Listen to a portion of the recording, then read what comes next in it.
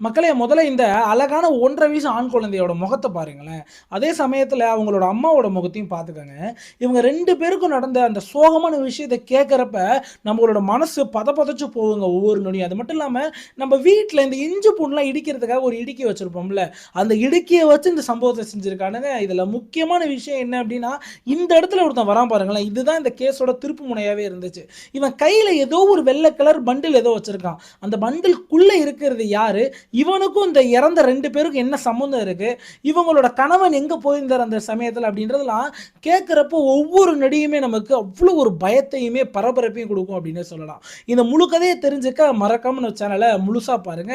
நீங்க நம்மளோட சேனலுக்கு புதுசு அப்படிங்கிற பட்சத்துல மறக்காம லைக் பண்ணிட்டு ஒரு சப்ஸ்கிரைப் பண்ணிக்கங்க. ஐயா இந்த சம்பவம் எப்ப நடக்குது அப்படின்னா, ஜனவரி 7ஆம் தேதி 2020 யுனிக்யூ டவர்ஸ் அப்படின்ற ஒரு அபார்ட்மெண்ட் காம்ப்ளெக்ஸ் பகுதியில நெறைய அபார்ட்மெண்ட்ஸ் இருக்கு, நெறைய வீடுகள் இருக்கு. அங்க ஒரு குடும்பம் சந்தோஷமா வாழ்ந்துட்டு வராங்க. அந்த குடும்ப தலைவரோட பேரு ரோஹித். அவர் என்ன வேலை செய்றாரு அப்படின்னா, இந்தியன் ஆயில் கார்ப்பரேஷன்ல ஒரு மேனேஜரா இருக்காரு. ஒரு கவர்ன்மெண்ட் பதவி. அது மட்டும் இல்லாம நல்ல விலை உயர்ந்த சம்பளம். உள்ள முக்கியமான விஷயம் என்னன்னா, அவ்வளோ அந்தஸ்து வேலை அந்த ஏரியால அவருக்கு. இவரோட மனைவியோட பேரு ஸ்வேதா. இவங்க 2 பேருக்கும் ஒரு ஆண் குழந்தை இருக்கு. அந்த குழந்தைக்கு 1 1/2 வயசு தான் ஆகுது. அந்த குழந்தையோட பேரு ஸ்ரேயம். நீங்க அந்த ஃபோட்டோல பார்க்கலாம். நல்லபடியா தாங்க வாழ்ந்துகிட்டு இருக்காங்க. கரெக்ட்டா இந்த 7ஆம் தேதி அன்னைக்கு காலையில வீட்டு வேலைக்காரி வராங்க.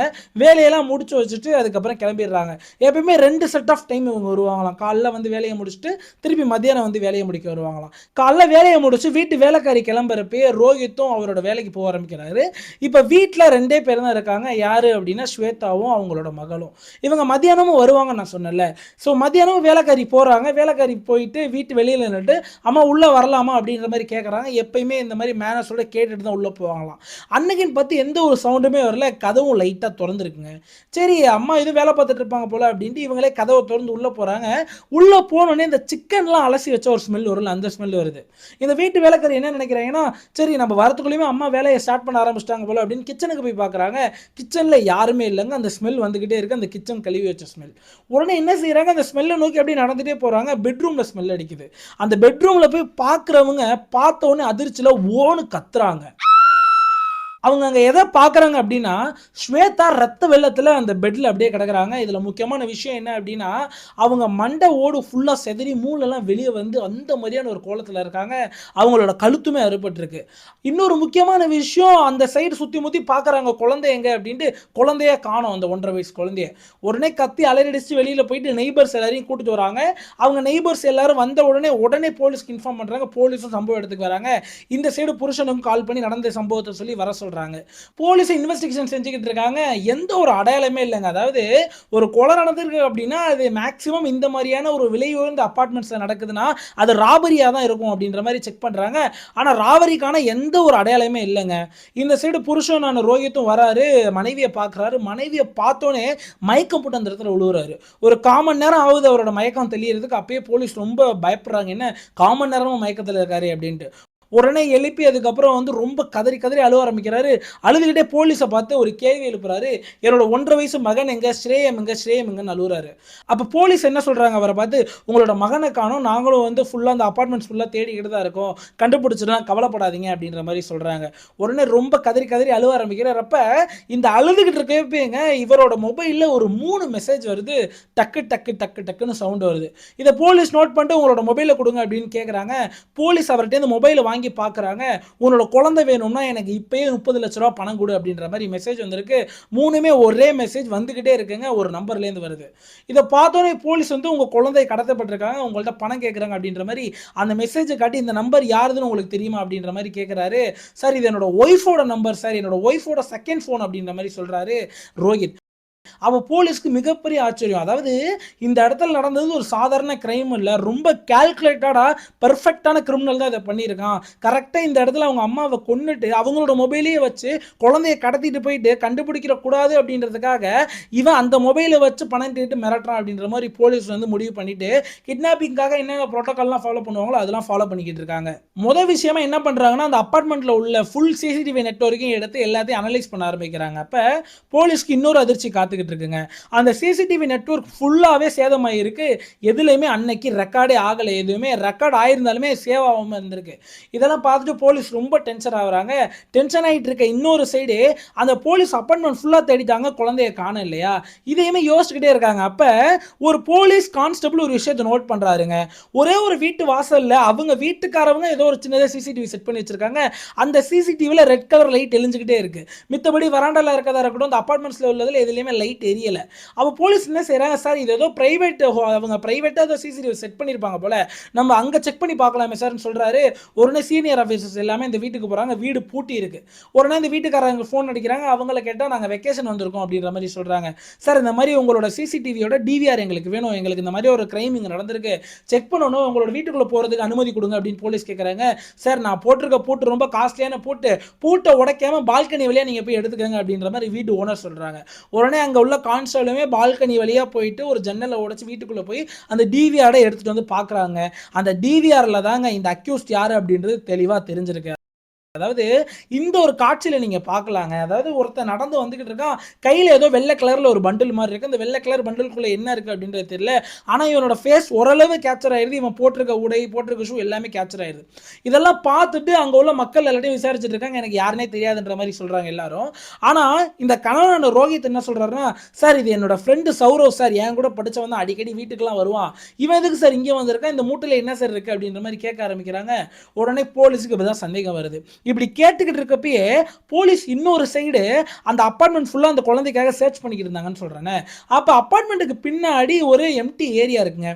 அந்த ஏரியாவோட செவுத்து பக்கத்துல ஏதோ வெள்ளை மூட்டை கிடக்கிறதா ஒரு தகவல் வருது போலீஸ்க்கு. உடனே போலீஸும் போயிட்டு அந்த வெள்ளை மூட்டை எடுத்து பாக்குறாங்க. அந்த மூட்டைக்குள்ள தலை செதறி போய் ஒரு குழந்தையோட சடலம் இருக்குங்க.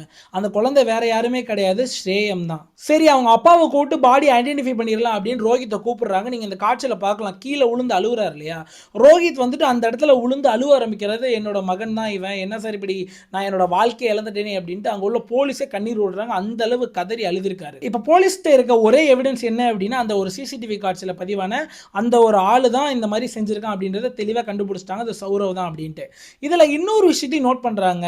இந்த ரெண்டு பாடியுமே போஸ்ட்மார்ட்டத்துக்கு அனுப்புறப்ப என்ன தெரிய வருது அப்படின்னா, இவங்க ரெண்டு பேருமே ஒரே நேரத்தில் இறந்தது தெரிய வருது தெளிவா. அப்பதான் போலீஸ்க்கு மிகப்பெரிய சந்தேகம் உருவாகுது. ஏன்னா ஃபர்ஸ்ட் மனைவி இறந்துட்டாங்க, அதுக்கப்புறம் தான் இவனுக்கு மெசேஜ் வருது, என்ன உன்னோட மகன் வேணும்னா 30 லட்ச ரூபா பணம் கொடு அப்படின்ட்டு.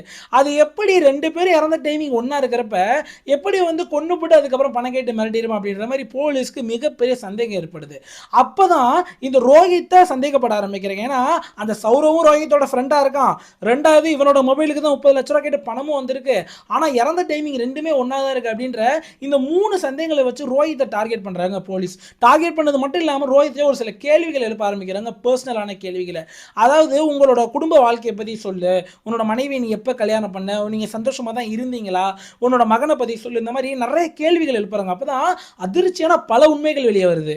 போலீஸ் என்ன கேட்குறாங்கன்னா, ரோஹித்தும் ஸ்வேதாவும் எப்போ கல்யாணம் பண்ணீங்க அப்படின்ற மாதிரி கேட்குறாரு ரோஹித். ரோஹித் சொல்கிறாரு, சார் நாங்கள் ஜனவரி 24 2011 தான் கல்யாணம் பண்ணோம். இது ஒரு அரேஞ்ச் மேரேஜ், நல்லபடியாக தான் கல்யாணம் பண்ணோம், நல்லபடியாக வாழ்ந்துக்கிட்டு இருந்தோம்.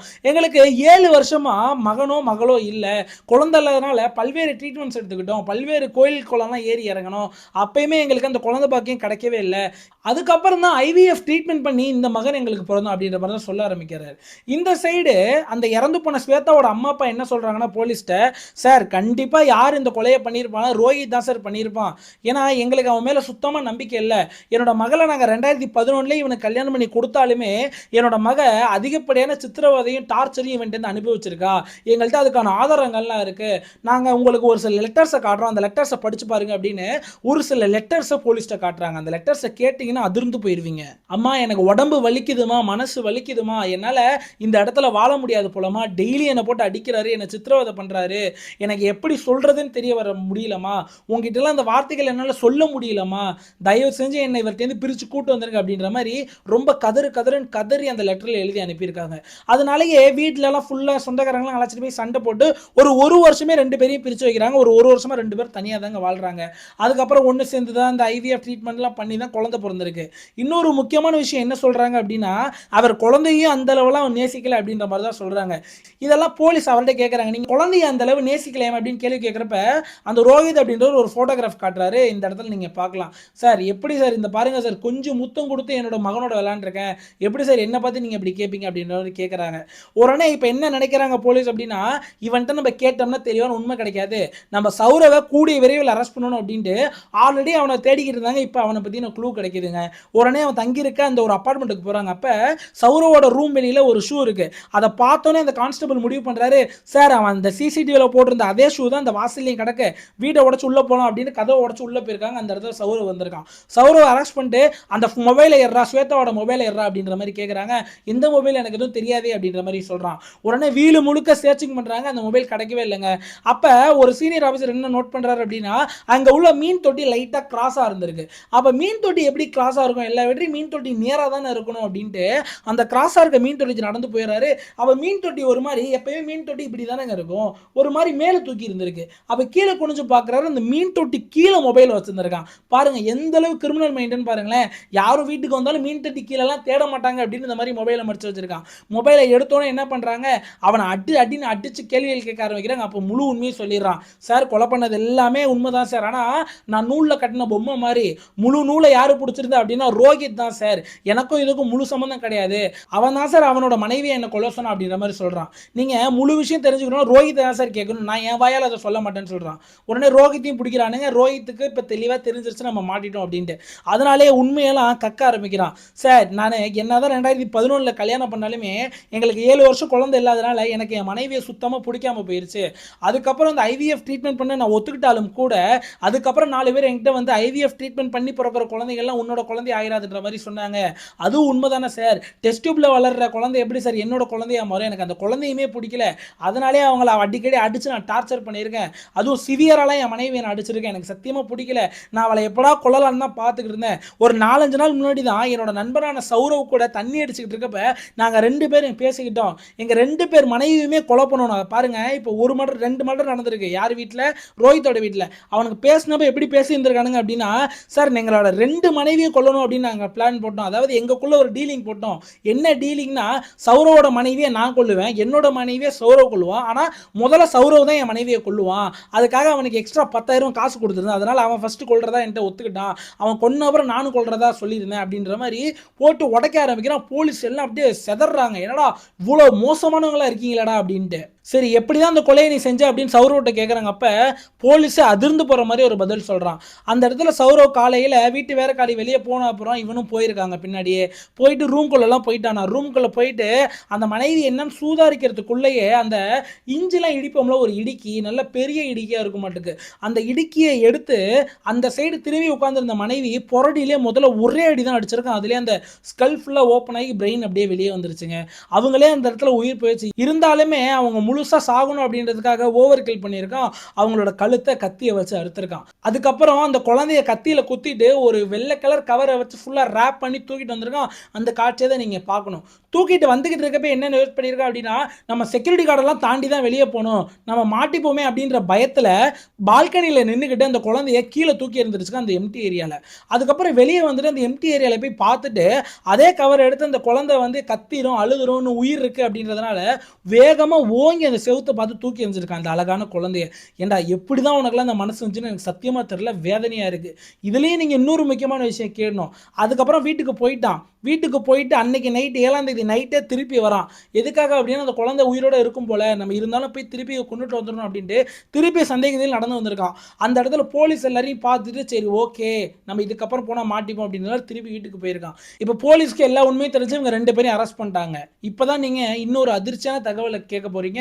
இது அதிர்ச்சியெல்லாம் இருக்காதுங்க, ஏன்னா இப்போ ஃபுல்லாகவே இப்படி தான் நடந்துக்கிட்டு இருக்கு. யோசிச்சு பாருங்களேன், இதில் வந்து யாருக்கு தண்டனை கொடுக்கணும், 2 நாய்களுக்கும் தண்டனை கொடுக்கணும் இல்லையா?